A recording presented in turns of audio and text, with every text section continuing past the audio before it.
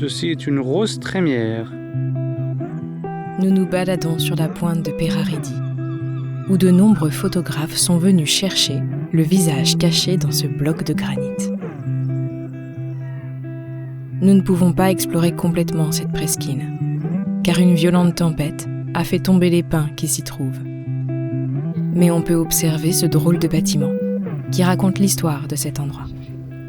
C'est en réalité un ancien bâtiment du Lazaret, installé autrefois sur cette pointe isolée.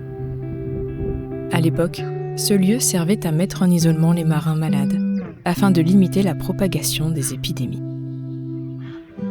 Non loin à Roscoff, nous profitons de la fête de la mer. Avant de nous rendre à la cathédrale Saint-Paul-Aurélien, pour écouter le son de l'un des plus anciens orgues encore joués en France. Il fut construit en 1657. L'après-midi, nous partons pour une croisière dans la baie de Morlaix. Son phare, ce phare, comme tous les phares de France, est automatisé. Mais par contre, la maison du gardien, elle est louée 100 jours dans l'année. Ce qui nous intéresse, c'est cette forteresse, le château du Taureau.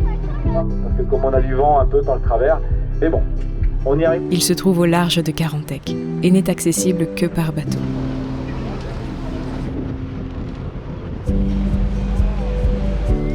Il fut érigé sur un îlot rocheux battu par les vents au XVIe siècle, pour défendre la baie face aux Anglais.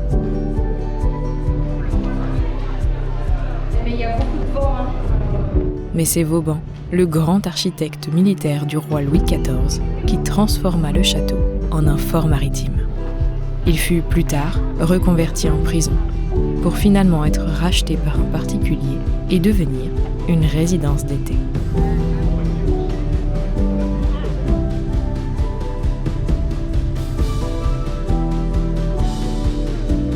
Il m'est difficile d'imaginer des conflits maritimes dans cette baie, qui est aujourd'hui si calme.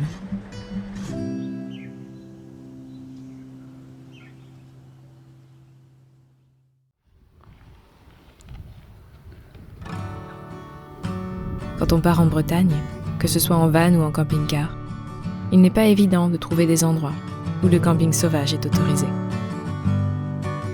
Alors il faut s'organiser pour trouver un camping où passer la nuit. Heureusement, même en plein été, il est tout à fait possible de se présenter au camping le jour même, ce qui n'empêche donc pas de réaliser un road trip. En prime, les campings sont souvent bien placés, comme ici, près des dunes de Kerema. Un très bel endroit pour profiter des dernières lueurs du jour.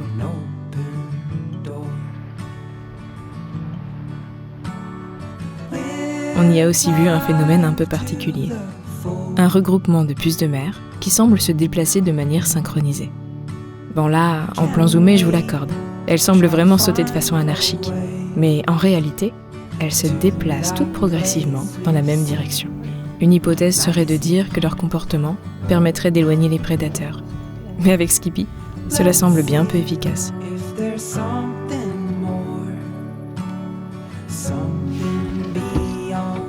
Comme tous les soirs, nous installons notre lit.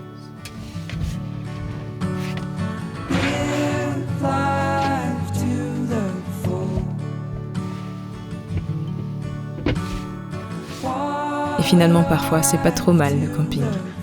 En tout cas, là, on peut se brosser les dents debout. À un quart d'heure de route des dunes se trouve le village de Ménéam, un village de pêcheurs avec encore des maisons traditionnelles. La maison du gardien, faite de granit, a servi de base de surveillance et de défense pendant la Seconde Guerre mondiale, veillant ainsi sur la mer d'Iroise. Le sentier côtier qui longe le village est très joli, et avec tous ces blocs de granit, Selim a de quoi retrouver son âme d'enfant.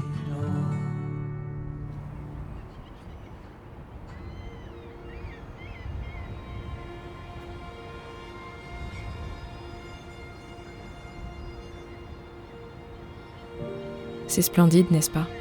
Le phare de l'île Vierge. Le plus haut phare d'Europe. 82,5 mètres de haut. il détient aussi le titre du plus haut phare en pierre de taille du monde.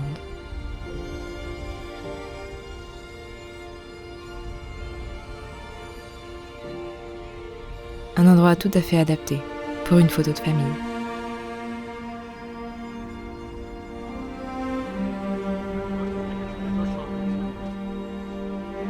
Si vous aimez les fruits de mer, c'est bien en Bretagne qu'il faut venir.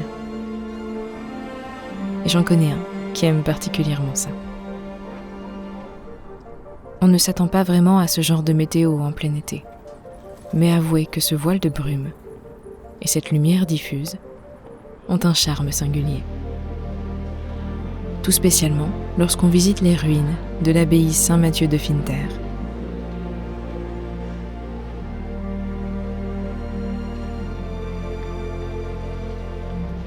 L'abbaye porte ce nom car une partie du crâne de Saint Matthieu aurait été rapportée ici par des moines venus d'Orient. Cette relique fit du lieu un sanctuaire célèbre, attirant des pèlerins venus du monde entier. Dès le XVe siècle, les moines veillaient ici sur la mer, entretenant un feu dans une tour pour signaler les dangers aux marins. C'est cette vocation de veille sur l'océan qui explique la présence du phare construit juste à côté. Il y a quelque chose d'étrange de voir ce phare planté au milieu de ces vestiges. Peut-être serait-il bon de continuer nos visites avec cette ambiance. Quelle vue magnifique! C'est vrai qu'on ne voit pas vraiment le large. Mais pour moi, le phare du Petit Minou se suffit à lui-même. Le pont qui y mène et l'éperon rocheux sur lequel il trône sont un régal pour les yeux.